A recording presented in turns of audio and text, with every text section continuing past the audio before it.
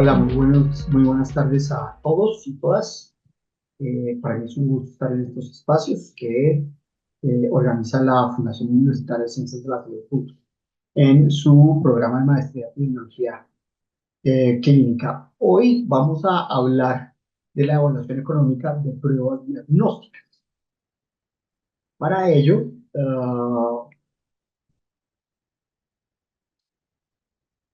pues el contenido de lo que vamos a hacer hoy es bastante, primero, un breve repaso de lo que son las pruebas diagnósticas, que son, cómo funcionan, en su caracterización general, con el propósito de entender de qué clase de tecnologías estamos hablando y por qué tienen unas características especiales de evaluación económica. El tercer punto que abordaremos es por qué evaluar económicamente pruebas diagnósticas. Y una vez contestadas estas preguntas o esta pregunta, pues pasaremos a establecer cuáles son los principales enfoques para la evaluación económica de pruebas diagnósticas. Vemos que realmente son dos grandes enfoques. Y por último, estableceremos algunos desafíos de la evaluación económica de pruebas diagnósticas y cerraremos con un par de conclusiones. ¿Qué son las pruebas diagnósticas? Pues básicamente, como ustedes pueden apreciar aquí en esta diapositiva, de acuerdo con el Instituto Nacional de Cáncer en su tesauro o su, digamos, página de definiciones, establece que es una prueba que se usa para ayudar a diagnosticar una enfermedad o afección según los signos y síntomas que presenta una persona. Las pruebas diagnósticas también se pueden usar para diseñar un tratamiento, determinar la eficacia de un tratamiento y hacer pronóstico.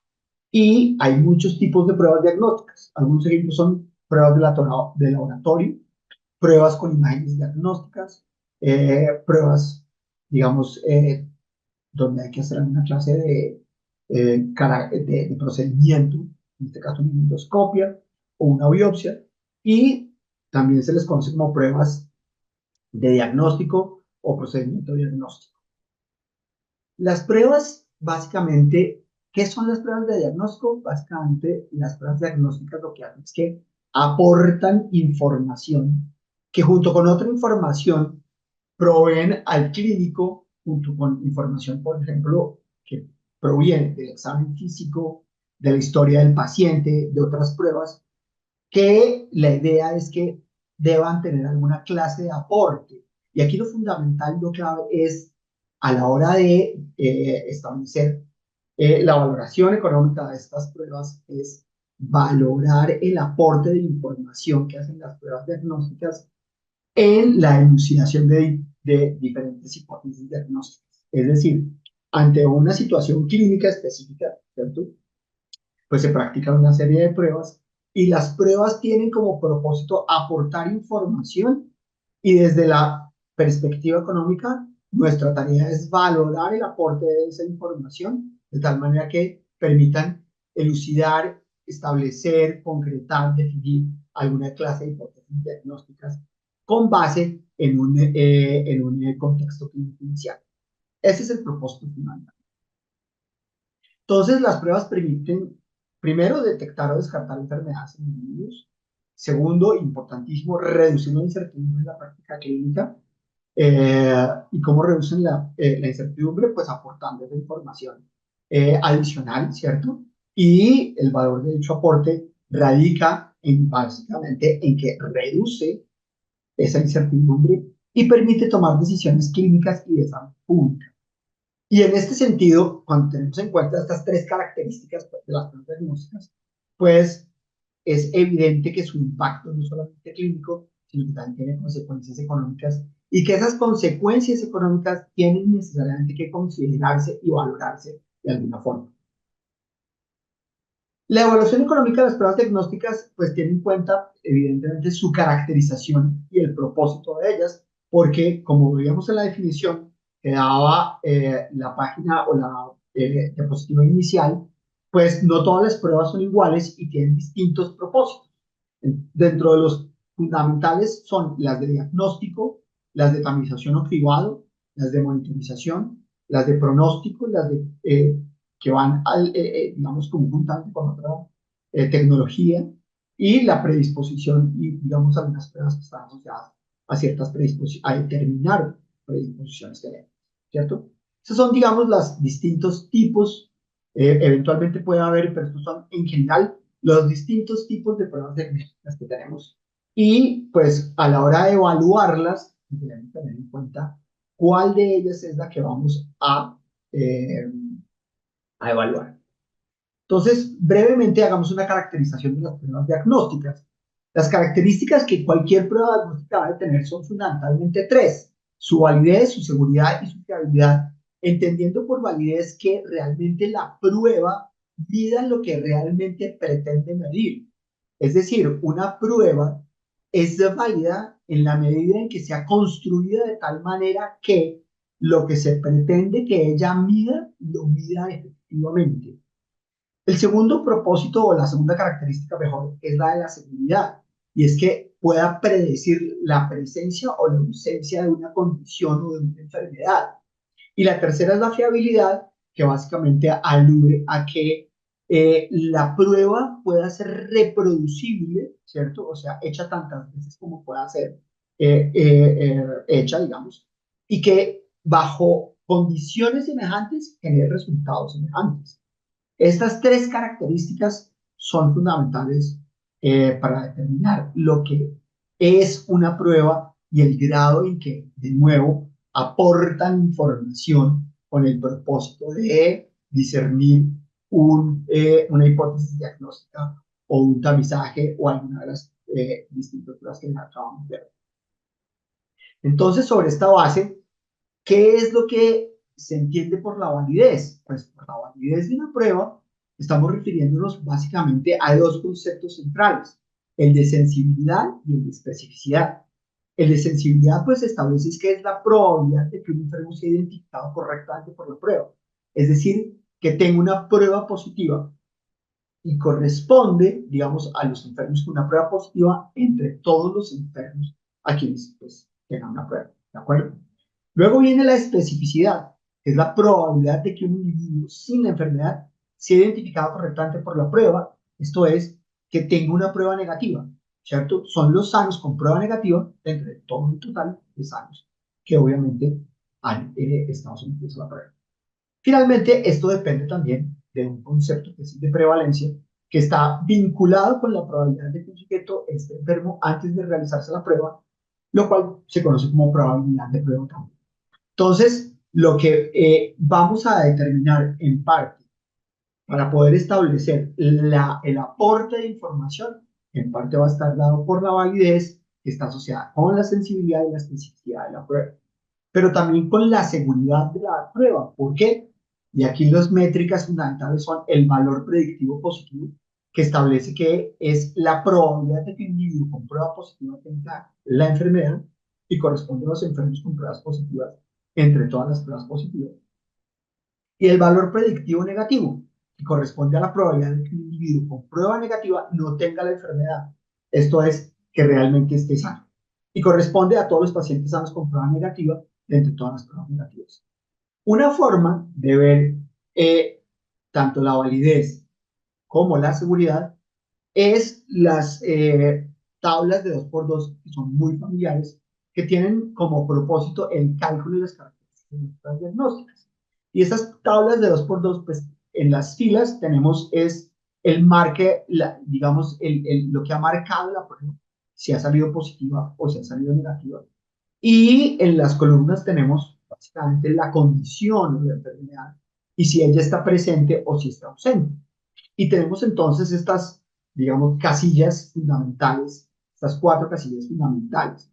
El verdadero positivo, que corresponde a aquellos que, teniendo la enfermedad, la prueba los diagnostica correctamente, ¿cierto? Como positivos. Aquellos que, no teniendo la enfermedad o la condición de salud, son considerados o son registrados como positivos por la prueba, lo cual establece los falsos positivos, ¿cierto? Eh, esta casilla de acá, que establece aquellos casos en los que, estando presente la enfermedad, la prueba no fue capaz de registrarlos como tal, ¿cierto? Marcó como un negativo y es un falso negativo.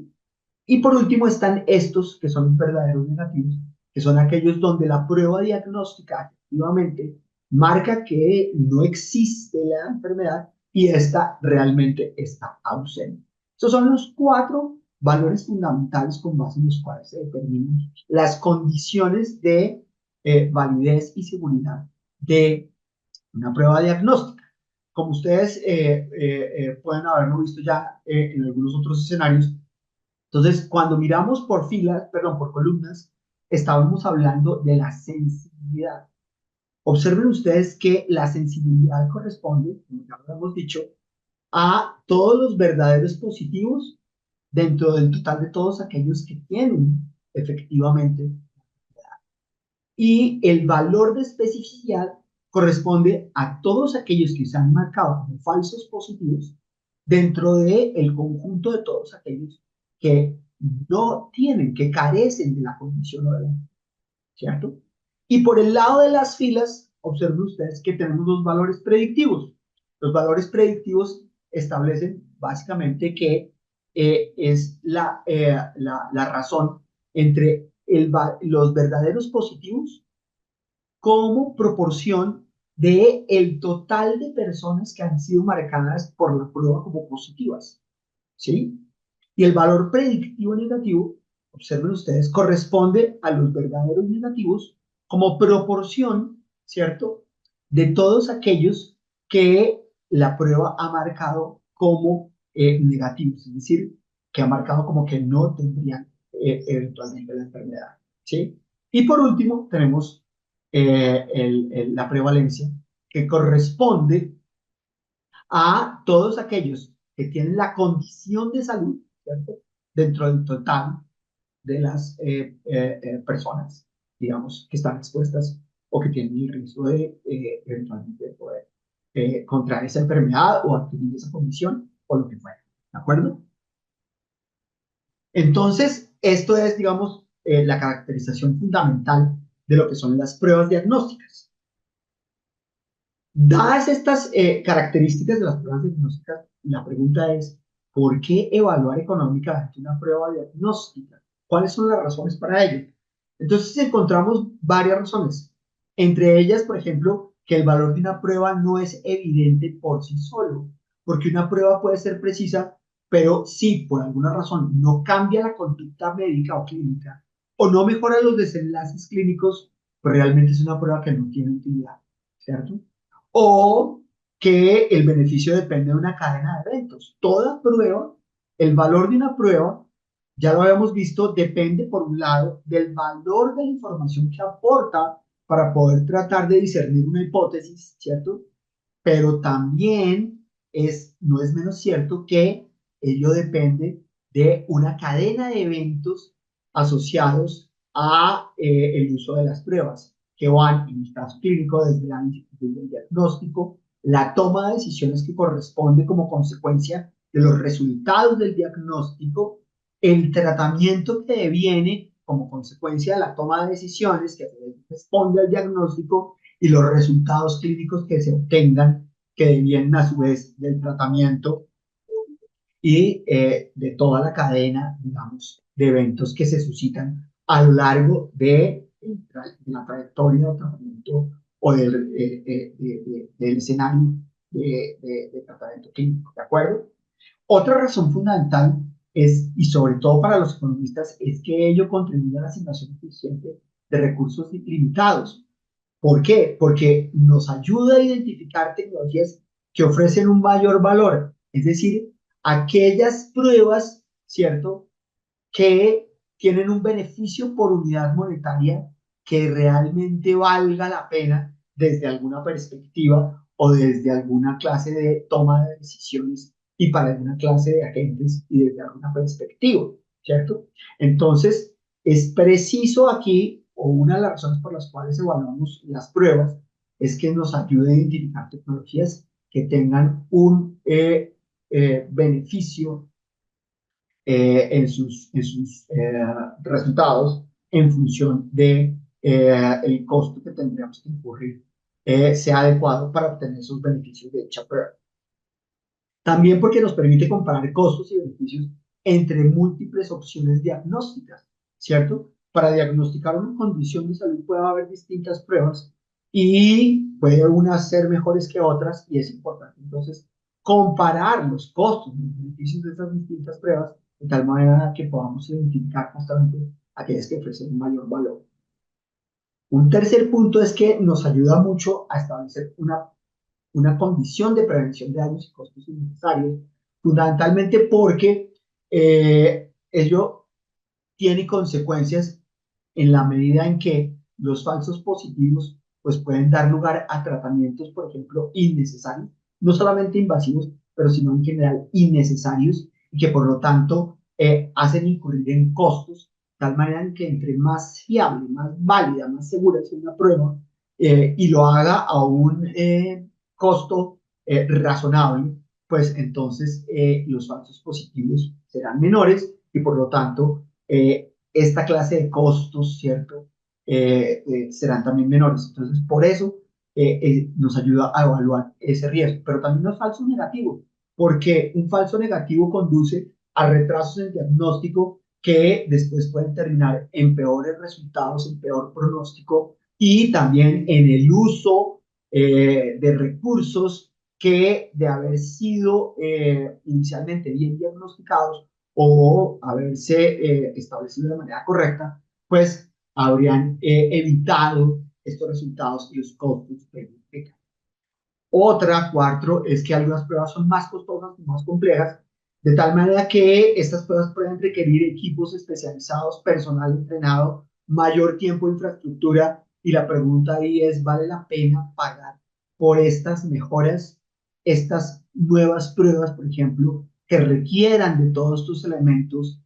¿Es bueno o estamos dispuestos en alguna forma a pagar por esas mejoras sobre la base de los resultados que nos puedan dar? Entonces también las evaluaciones económicas nos permiten de alguna manera elucidar algo en este sentido. Quinto, informar decisiones de política pública y de cobertura.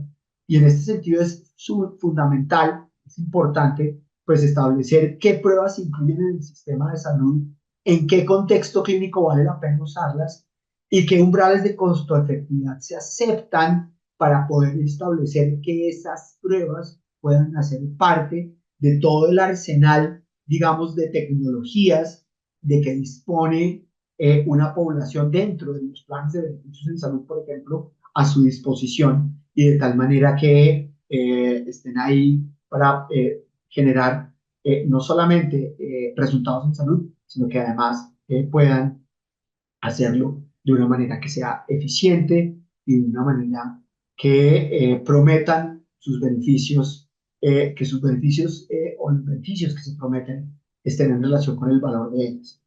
También para promover la equidad en salud, en la medida en que nos permite identificar pruebas asequibles para poblaciones vulnerables y detectar, digamos, tecnologías que reducen alguna clase de disparidades en salud. También nos permite comparar alternativas diagnósticas, puesto que dos pruebas pueden diferir en precisión, en costo, en tiempo hasta el resultado, en aceptabilidad para el paciente. Y estas son características que es necesario valorar, tener en cuenta, de tal manera que, por ejemplo, es posible que dos pruebas dirigidas al mismo propósito, pero que tengan diferencias, digámoslo, sustantivas en estas cuatro características o inclusive en otras, pues sea necesario evaluarlas para poder establecer de nuevo cuál es el valor que prometen en términos de estas características. Entonces, así, de acuerdo con estos, pues es que se integren en la evaluación económica todas estas dimensiones y de esta forma establecer cuáles son las pruebas diagnósticas que son más costo efectivas. Esto nos permite entonces ya entrar de lleno en los enfoques metodológicos de las evaluaciones económicas de pruebas diagnósticas. En términos generales, la evaluación económica de pruebas diagnósticas es bastante escasa en comparación con la evaluación de medicamentos o de otras tecnologías sanitarias, en la medida en que ellas son inherentemente más difíciles de evaluar que otras intervenciones terapéuticas, fundamentalmente por la incertidumbre en relación con o asociadas a la relación entre el diagnóstico y los resultados finales del cuidado. Esta es básicamente la razón central por la cual realmente hay menos evaluaciones económicas de pruebas que de otras tecnologías, en particular de medicamentos, que son las tecnologías que más evalúan. Entonces, en términos de los enfoques metodológicos, encontramos que hay dos grandes enfoques para realizar la evaluación económica de pruebas diagnósticas. Uno, que yo llamo enfoque integral, en la literatura se conoce como Care Pathway, ¿cierto? Que está centrado en la evaluación de todo el proceso asistencial, de principio a fin, y que implica incluir en la evaluación de las pruebas diagnósticas las posibilidades posteriores de tratamiento. Este enfoque es el que han adoptado agencias de evaluación de tecnologías tan importantes como NICE en el Reino Unido, la Agencia de Evaluación de Tecnologías Sanitarias de Canadá, el PIVAC, ¿sí? Y aquí, pues el enfoque es, como repito, centrado en toda la cadena asistencial. Y hay un enfoque parcial que está más asociado al diagnostic pathway, que es como se llama habitualmente en la literatura, que está centrado en el curso diagnóstico y que consiste en determinar qué pacientes padecen, si el diagnóstico es oportuno y correcto y cómo se tratará al paciente en el futuro, pero sin involucrar todo el proceso de atención, sin involucrar todo, sino solamente centrado en el curso del diagnóstico. Entonces están estos dos enfoques en general para evaluar las pruebas diagnósticas desde una perspectiva económica. El enfoque integral se resume, digamos, en este diagrama que ustedes ven acá. Ustedes tienen las dos pruebas bajo comparación, ¿cierto? Y se las analiza en función de su sensibilidad y de su especificidad, atendiendo en cada caso, pues, a los verdaderos positivos, a los falsos negativos, ¿cierto? Y de acuerdo con los parámetros de estos, bueno, también los verdaderos negativos y los falsos positivos, y con base en estos parámetros, digamos, de validez, seguridad y demás, ¿cierto? Entonces se toma un curso de acción de carácter ya de tratamiento, ¿cierto? Que establece, pues se establece a partir de lo que ocurre aquí. Y pues una vez el curso de acción ha tenido lugar o está teniendo lugar, pues se observan los resultados clínicos, ¿cierto? Y a partir de los resultados clínicos se establecen los resultados de modelación en función, como toda evaluación, de los costos que están implicados en la comparación de las dos pruebas diagnósticas y los beneficios que ellas reportan o los resultados que ellas aportan, que pueden estar en función de los años de vida ganados con calidad, ¿cierto? Y pues a la hora de medir estas dos, ¿cierto? Pues también se obtiene la relación incremental de costo-efectividad y al compararlo con el umbral de costo-efectividad en cada contexto sanitario, en cada sistema de salud, en cada jurisdicción, pues se establece si esto es costo-efectivo o no. Y es, digamos, digamos, esta sería como toda la trayectoria, ¿cierto? A lo largo de toda la cadena, digamos, desde el diagnóstico hasta los resultados últimos clínicos que se deriven en salud. El problema con esta metodología es que hace muy compleja la evaluación de las pruebas diagnósticas porque exige una carga de evidencia que ni siquiera se le exige a los medicamentos, ¿cierto? Porque además de vincular, pues de establecer, de acuerdo con las características propias de la prueba, cuáles son, digamos, en función de su sensibilidad y especificidad, su capacidad de predictiva y demás, cómo se vinculan ellos con una estrategia, una estrategia de tratamiento, eso es cómo esa estrategia de tratamiento se relaciona con los resultados clínicos y cómo hay una dependencia causal entre estas tres instancias, ¿cierto? ¿Cierto? Y en esa medida, pues exige una carga de evidencia mucho más eh, eh, grande, sólida y con mayores exigencias, ¿cierto? Y a su vez implica que una prueba, ¿cierto?, tendrá valor si después hay una terapia que puede curar a un paciente en relación con si hay una terapia que solamente está dirigida, digamos, a consideraciones de carácter paliativo o cuyo tratamiento no existe. Y esto en principio pues puede ser muy problemático. ¿Por qué puede ser muy problemático? Porque, por ejemplo, me corrigen quienes están del otro lado, no existe una prueba diagnóstica confiable, ¿cierto?, que nos determine la probabilidad o una probabilidad más o menos confiable de que una persona desarrolle un Alzheimer, por ejemplo. Pero aún así, tener esa prueba sería valioso a pesar de que no exista un tratamiento, porque, por ejemplo, la gente puede valorar, los pacientes pueden valorar el saber que su condición podría llegar a un estado tal que eventualmente requerirá pues, una serie de intervenciones y en un determinado momento, a pesar de que no exista una cura para el Alzheimer, ¿cierto? Entonces, esa es otra razón por la cual, digamos, este enfoque puede ser problemático, pero aún así, digamos, NICE tiene todas unas metodologías desarrolladas para poder seguir, digamos, este curso de acción cuando se trata de evaluar pruebas diagnósticas. El segundo enfoque es el que hemos llamado parcial, ¿cierto? Donde lo importante es que debido a la escasez, por ejemplo, de estudios que midan directamente el impacto clínico en desenlaces clínicos, como es lo que se exige en esta clase de metodología integral, ¿cierto? Entonces, tenemos que evaluar solamente las pruebas en función, ¿cierto?, de sus características de validez, seguridad, confiabilidad o fiabilidad, ¿cierto? Y asociarlos a los resultados de un modelo y evaluar ahí sí con base en las técnicas usuales.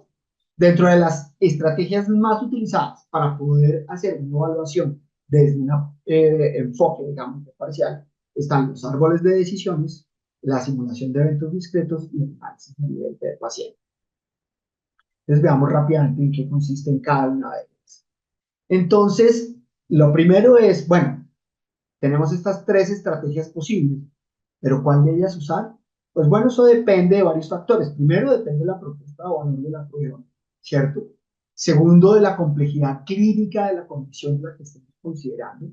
Tercero, de la disponibilidad de datos.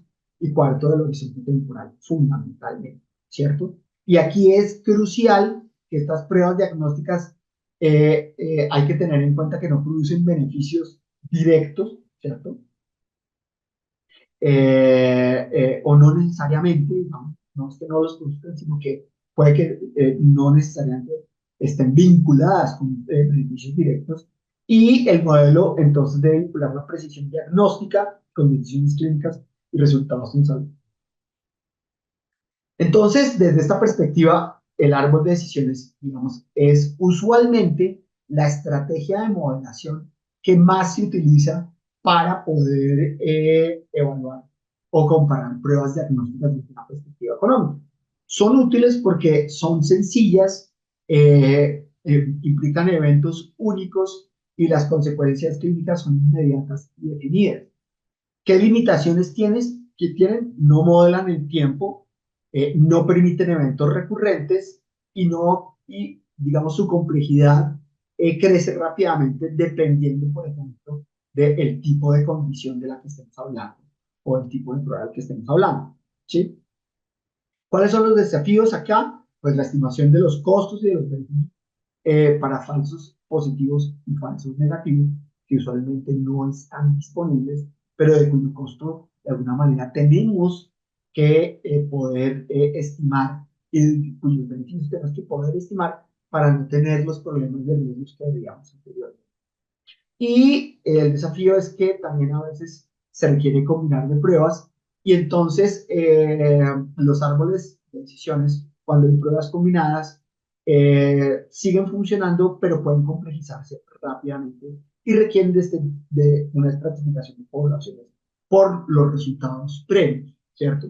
Es decir, si yo para poder obtener un tratamiento sobre la base de una hipótesis diagnóstica, me tienen que hacer la prueba A y con base en los resultados de la prueba A, me tienen que hacer la prueba B y una vez con base en los resultados de la prueba E, establecer cuál sería el curso clínico y tal, pues entonces se requiere estratificar las poblaciones de acuerdo con los resultados previos que se ha tenido en la prueba A antes de poder hacer la prueba B, etc.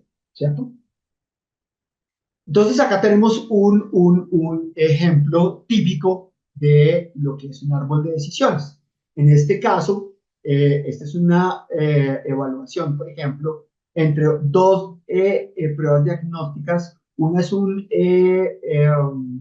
frotis y la otra es una prueba diagnóstica en pacientes de quienes se sospecha que tienen tuberculosis, ¿cierto? ¿En qué consisten? Pues aquí los árboles, pues aquí tenemos la primera rama que establece es la condición, digamos, si hay o no hay la presencia de la condición.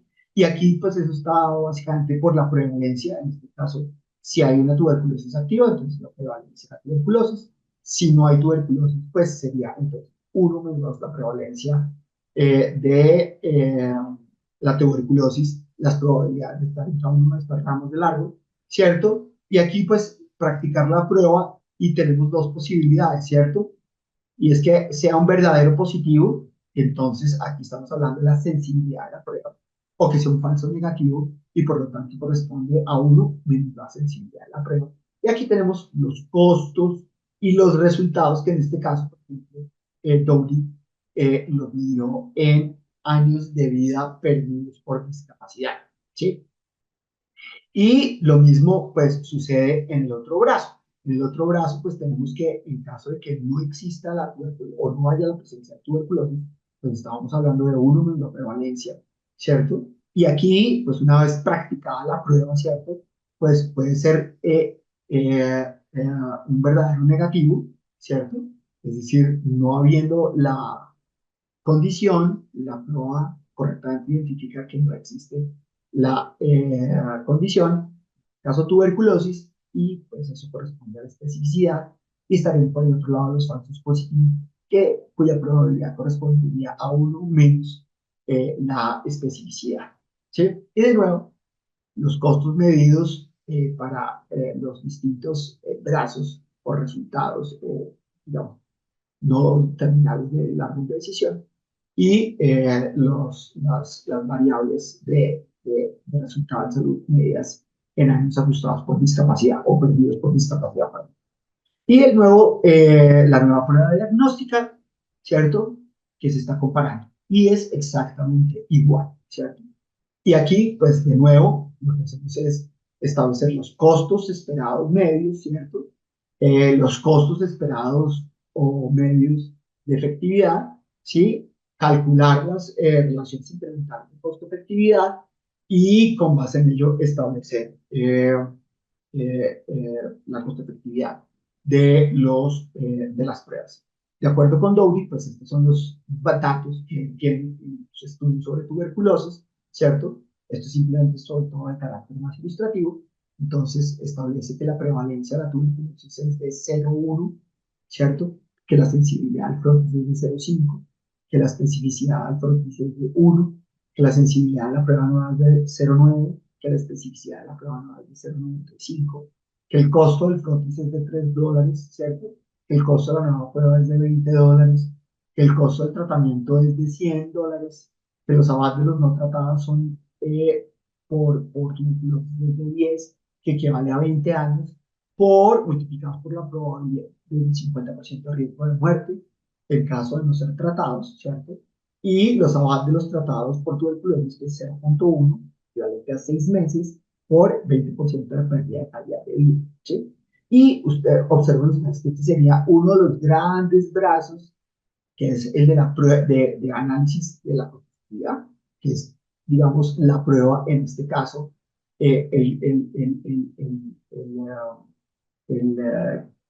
comparador, ¿cierto? Y este sería la prueba que correspondería a la intervención, que con frecuencia esto se le llama la estándar, digamos, y la índice, la prueba índice, también se conoce así en la literatura, ¿sí?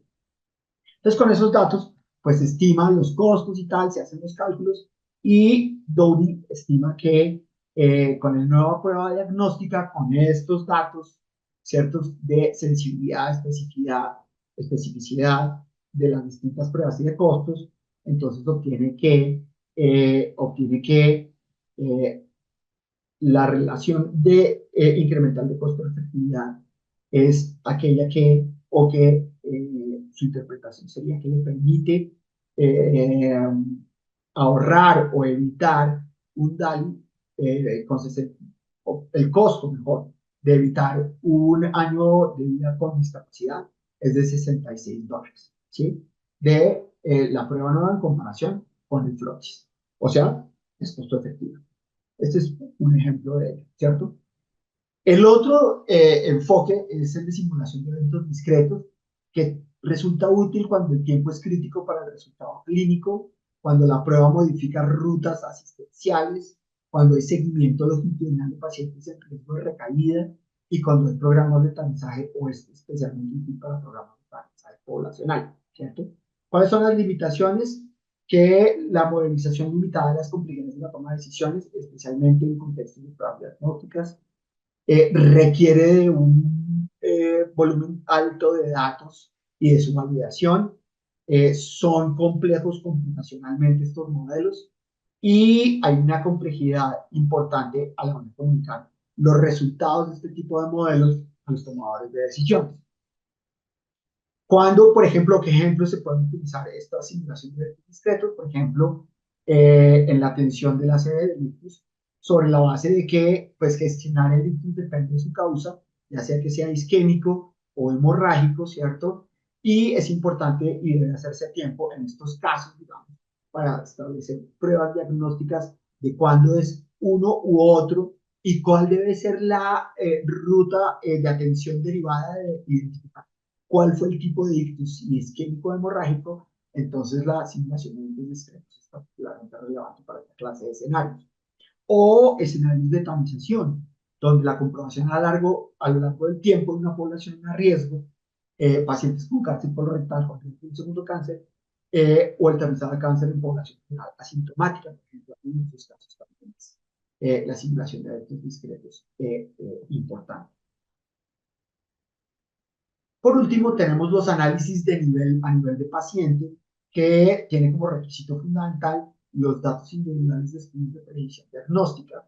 Y es un proceso en el cual se deben usar resultados de pruebas índice más estándar de referencia, con una muestra, pues con todos los individuos del estudio, si es el caso, o una submuestra en caso de que utilizar a todos los individuos sea costoso, la imputación de probabilidades en coordenadas de referencia, vincular características del paciente, como edad, probabilidades, con los costos y los desenlaces, y estimar los costos y resultados de cada participante bajo la estrategia de prueba y agregar, pues los costos y las tecnologías de las mismas. Digamos que eso es la forma en general en que se procede con este tipo de análisis y pues que permite predecir costos y resultados para cada paciente según su facultad de características, edad, comorbilidades, etcétera, y captar asociaciones naturales sin suposiciones adicionales distintas a las que están ya en los datos individuales, ¿sí? Y tiene una ventaja enorme, y es que los efectos clínicos y económicos, bastante costos, emergen directamente de los datos sobre la base de que estos se recolectaron aquí de manera como parte del estudio, ¿sí? Entonces, ahora bien, para poder evaluar, pues poder funcionar o poner en funcionamiento de manera adecuada estos distintos modelos, los de árboles de decisiones, los de eventos, los de simulación de eventos discretos o los de datos a nivel de pacientes, pues se requiere popular esos modelos y los datos son los insumos fundamentales. Entonces, ¿de dónde se tienen esos datos? Como en cualquier evaluación económica, las fuentes incluyen los estudios de precisión diagnóstica y metaanálisis, que se vean los distintos a los que se utilizan en otras estudios de análisis o evaluación económica, pero las revisiones sistemáticas, ensayos clínicos o estudios observacionales, registros administrativos o bases de datos clínicas y opinión de expertos o juicios clínicos cuando no existan datos disponibles y obviamente pues, haciendo las consideraciones del caso. Los insumos de resultados, pues, eh, para estimar, digamos, el modelo de una prueba diagnóstica que estima costos y resultados deben poblarse como cualquier otro modelo económico en salud. ¿Cuáles son los pilares fundamentales? Pues la precisión diagnóstica en términos de sensibilidad, especificidad, la probabilidad pre-prueba, es decir, las prevalencias ajustadas cuando se quieran, los costos asociados, incluyendo directos e indirectos, ¿cierto? Y la dependencia entre pruebas cuando se hacen varias pruebas, ¿cierto? Porque la precisión de la prueba B puede variar si se usa antes de la prueba A, etcétera, ¿cierto? Al asignar los costos, pues hay que incluir necesariamente los costos de oportunidad como en cualquier evaluación económica, ajustarlos de acuerdo con la perspectiva, es decir, si es el sistema de salud, si es una perspectiva social, si es una perspectiva de la EPS, por ejemplo, o de la IPS, entonces hay que ajustar los costos que hay que incluir en la evaluación y establecer tecnologías que hay en evaluaciones eventualmente dentro de las tecnologías a evaluar, o esas pruebas a evaluar, pueden ser tecnologías con costos fijos muy altos, fíjense, por ejemplo, en la imagenología para pruebas diagnósticas, ¿cierto? Que tienen costos fijos muy altos, entonces se requiere ajustar esos costos a cada uso de la tecnología, ¿cierto? ¿Eso qué quiere decir? Básicamente, cómo estos costos fijos se incluyen dentro, digamos, de los costos asociados al uso de la tecnología. También hay que incluir costos asociados a la prueba diagnóstica, como el equipo, los insumos que se requieren, el personal que se requiere para poderla realizar, las posibles complicaciones de la prueba, si hay sangrado o complicaciones de una colonoscopía, por ejemplo, las consecuencias de los errores diagnósticos, por ejemplo, tratar a quien no lo necesita o dejar de tratar a quien no necesita, y los eventos adversos de la prueba. En relación con los desenlaces, pues la elección del desenlace pues, dependerá del objetivo del análisis y usualmente los análisis de costo-efectividad que utilizan desenlaces naturales, pues en el caso de las pruebas, en las evaluaciones económicas de pruebas diagnósticas, pues lo usual es tener los casos detectados como resultado y ahí uno establecería, digamos que la relación incremental de costo-efectividad estaría asociada, perdón, al costo en que se incurre en una nueva prueba en comparación con la estándar, digamos, para detectar un caso, ¿cierto? O en otros, también las muertes evitadas, ¿cierto? También se pueden utilizar las medidas de ABAC en los años de vida ganados con calidad o en los años de vida con discapacidad. Si es posible, de alguna manera, que con la prueba podamos vincular, digamos, de alguna forma, los desenlaces naturales con alguna métrica de, sea, de calidad de vida relacionada con la salud o con la discapacidad que la pueda tener asociada, en fin.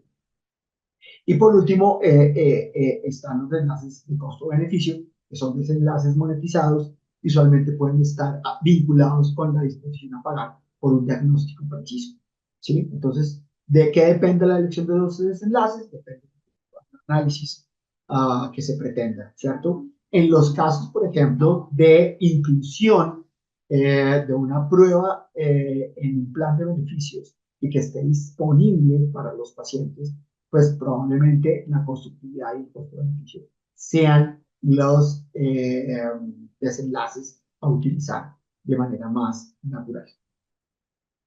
¿Cuáles son los desafíos en la evaluación de pruebas diagnósticas y qué conclusiones podemos sacar? Bueno, los desafíos es que las enfermedades pueden tener múltiples estados, es decir, hay condiciones médicas no binarias, es decir, donde los resultados no son estar presente o ausente, sino que tiene grados o subtipos, por ejemplo, los estadios de cáncer o tipos histológicos. Y pues esto obviamente complica los modelos de evaluación porque requiere clasificar correctamente a los pacientes cuantificando el impacto de los errores diagnósticos, por ejemplo, confundir un tipo de cáncer con otro, o la necesidad de utilizar datos específicos sobre cómo cada estado afecta costos y resultados, ¿sí? Entonces, cuando nos salimos del esquema de enfermedades que pueden estar presentes o ausentes, entonces ya tenemos ahí un primer desafío. Otro es que las pruebas mismas tienen resultados no binarios, es decir, pruebas modernas que generan datos cuantitativos o categóricos en múltiples opciones o en múltiples categorías, que no son solo positivo o negativo, ¿cierto? Entonces también aquí tenemos o bien un continuo o bien un conjunto de distintas clases, más allá de positivo o negativo, presente o ausente. Perdón, positivo o negativo. Entonces, ahí hay un desafío. Y para modelarlas, pues se debe entender cómo los clínicos interpretan los resultados de estas pruebas, ¿cierto? Y aquí, pues, el teorema de Bayes nos ayuda, sobre todo, a actualizar probabilidades diagnósticas y, pues, ahí, digamos, se requiere entonces es introducir alguna clase de análisis bayesiano y esto implica una dificultad para poder lidiar con pruebas que generan resultados que no son datos binarios, sino cuantitativos en un conjunto o categóricos en un conjunto de clases. Y además pueden desarrollarse herramientas para guiar. Otro desafío es la ausencia de un estándar de referencia perfecto o no necesariamente perfecto, pero sí que sea ampliamente aceptado como un gold standard, ¿cierto? Y es que cuando no existe ese gold standard confiable, pues los modelos tradicionales basados en predicción diagnóstica ahí comienzan a deslizarse en situaciones que son problemáticas y ya de pronto pueden no ser aplicables porque precisamente no existe contra quién comparar en la medida en que no existe una prueba de referencia eh, para poder establecer qué tan buena es aquella con la que se está comparando o no. Entonces, para ello se requieren enfoques alternativos, modelos de clases latentes, estudios que vinculan directamente resultados de pruebas de enlaces clínicos y análisis de valor pronóstico cuando se predicen eventos futuros. También o a partir de esto, mejor, se tiene una serie de recomendaciones y es que los estudios económicos de pruebas diagnósticas pues modelen el estado real de la enfermedad, vinculando el estado patológico verdadero como variable central y a su vez vinculando pues, resultados de la prueba, las decisiones clínicas que derivan de ella, el impacto en el curso de la enfermedad, ¿cierto? Cumpliendo con estándares, por ejemplo, los CHIRS, que ya de hecho existe y se puede modificar o se puede, digámoslo, adaptar a las pruebas diagnósticas y de manera más reciente, Shinkins y coautores propusieron una lista de buenas prácticas para evaluar y modelar pruebas diagnósticas y ellos propusieron, digamos, una lista de verificación de buenas prácticas. Pues puede ser esa otra una posibilidad a la hora de realizar estos estudios de evaluación departamental de pruebas diagnósticas. ¿Qué conclusiones podemos obtener? Primero, que cada prueba tiene sus características únicas y hay que considerarlas en función de la validez, seguridad, fiabilidad, velocidad, estabilidad y precisión de cada una de ellas. Y que los modelos deben reflejar esos atributos mediante enfoques metodológicos flexibles, fuentes de datos e información relevantes y más para pruebas diagnósticas y investigación metodológica en pruebas diagnósticas. Esta es una de las áreas donde más desarrollo todavía se espera y puede haber, y hay todo un amplio campo de investigación, es en las metodologías, en el desarrollo de metodologías para evaluar pruebas diagnósticas. Y pues como áreas de investigación futura, la literatura establece que además de investigar en nuevos frentes metodológicos de evaluación, Hay que armonizarlas también en la medida en que las que ya existen están de alguna manera o pueden estar desarticuladas y es bueno articularlas a través del desarrollo de estándares para integrar estilos de precisión de resultados del mismo modelo y pues en general de las diferentes posibilidades metodológicas con que se puedan evaluar. Modelar el comportamiento como incorporar cómo los médicos y pacientes usan realmente las pruebas en la práctica, de tal manera que ello indique de alguna manera condiciones bajo las de evidencia, digamos así, de mundo real, y incorporar enfoques bayesianos para sintetizar una evidencia que es sobre todo heterogénea, actualizar evaluaciones y actualizar evaluaciones con nuevos datos, y como veíamos, considerar, digamos, la posibilidad de establecer las probabilidades que están involucradas en estas evaluaciones a partir ya no de métodos clásicos, como son los enfoques bayesianos. Con eso, pues, termino esta masterclass. Muchas gracias a todos. Y, pues, si ustedes lo desean, podemos dar una breve sección de preguntas y respuestas. Perfecto, muchísimas gracias. Qué tema tan interesante. Wow. Bueno, los invitamos a hacer sus preguntas a través del chat o si consideran pertinente pueden abrir los micrófonos para escuchar las preguntas que puedan surgir de esta masterclass. Tenemos a Lizeth Villamizar. Lizeth, ¿quisieras abrir el micrófono para explicar tu pregunta? A veces es un poquito mejor porque de pronto en el texto queda mucho más corta la información. Muy buenas noches para todos. Muchas gracias, profesor, por su explicación. Interesante. Escribía en el chat que un punto importante de las pruebas diagnósticas corresponde a que éstas se realicen bien sea de manera paralela o de manera secuencial.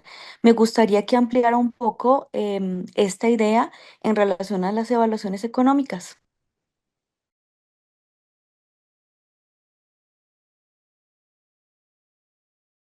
Discúlpenme, estaba hablando con el micrófono cerrado. Muy buena pregunta, Lizeth, muchas gracias.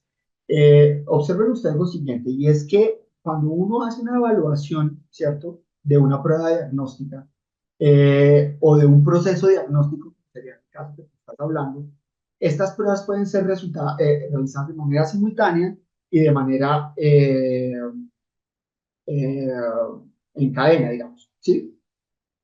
Y pues la evaluación económica debe tener en cuenta esta consideración. ¿Por qué? Porque primero porque los resultados que se deriven de ello son distintos en ambos casos, lo primero. Lo segundo, porque en el caso, por ejemplo, que explicaba hace un rato, si la prueba B antecede a la prueba, perdón, va posterior a la prueba A, pues la aplicación de la prueba B está sujeta a lo que suceda con la aplicación de la prueba A, y en esa medida hay que tomar también decisiones y eso afecta tanto resultados como costos de la evaluación. Si son simultáneas, sucede algo semejante también, ¿cierto? Hay que hacerlas a la vez y eso implica sobre todo, ahí no tendremos que también vincular, digamos, si efectivamente eh, el que hace, si se hacen simultáneamente las pruebas, tiene efectos sobre las pruebas mismas. En este caso, creería que en particular no necesariamente tiene que ser así, pero sí claramente ambos van a tener consecuencias en términos de costos, en términos de los resultados, y por lo tanto, pues van a afectar la variable de resultado de la regulación económica, que son las relaciones incrementales de costo-efectividad. En esa medida, pues es necesario tener presentes esas dos consideraciones. Por supuesto que sí. Bueno, muy bien. Mientras alguien más hace alguna otra pregunta, yo quisiera profundizar, que nos ayudaran a entender un poco, nos ayudaras a entender un poco, seguro lo explicaste, y es, hablabas, por supuesto, que las pruebas no son perfectas, que hay que tener en cuenta los falsos positivos y los falsos negativos. Así En, es. en ese caso, al final uno quisiera poder entender de dónde saldrían los costos o cómo se incorporan los costos en estos falsos, ¿no? Porque no Exacto. solamente depende, digamos que de la característica, sino de la utilidad que vaya a tener la prueba con un resultado, ya sea positivo o negativo. Entonces, ¿cómo incorporamos los costos en el modelo cuando se tienen estos falsos? Esa es una pregunta bien importante porque ahí entraríamos es a estimar mediante alguna clase de información, digamos, eh, voy a ponerlo así, ajena a la modelación misma. ¿En qué medida? Porque es que yo alimento el modelo, pero nunca incluyo ni los falsos positivos ni los falsos negativos. Pero como deberíamos en principio tenerlos en cuenta y yo no los observo de alguna manera, ¿cierto? ¿Sí? Observo tal vez sus consecuencias, pero esas consecuencias atribuirlas a que efectivamente, digamos, un diagnóstico, una persona que se complicó porque su diagnóstico no fue acertado debido a que la prueba marcó que no tenía la condición cuando realmente sí la tenía, pues es difícil de saber. Entonces nos tocaría de alguna manera acudir a métodos de estimación de esos costos, ¿cierto? E incorporarlos en el modelo. Digamos, incorporarlos sería relativamente fácil. Lo que creo que sería un poco difícil y problemático es estimarlos porque habría que establecer el conjunto de datos con base en el cual estimaríamos esos falsos, ¿cierto? ¿Qué tan confiables podemos pensar que son esos datos para estimar esos falsos, ¿cierto? Eh, y atribuirles los costos que se les haya que atribuir, pero también la falta de resultados o, digamos, la pérdida de resultados asociadas como consecuencia de haber sido sobretratado, por ejemplo, o no haber sido tratado cuando tocaba, ¿sí? Entonces, es una pregunta bien interesante. Yo, la verdad, nunca he hecho, yo personalmente quiero decir, nunca he hecho un estudio donde haya que hacer esta clase de estimaciones. Y si tú te fijas en la literatura, creo que son muy pocos donde se hacen esta clase de estimaciones de los falsos.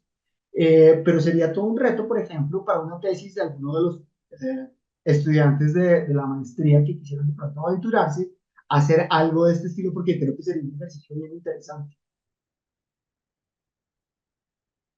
Bien. Y la otra cosa que me quedaba como inquieta ante la presentación, y yo creo que esa es la última pregunta porque no hay más aquí en el chat, es las limitaciones que tienen los umbrales de costo-efectividad en ese tipo de evaluaciones económicas.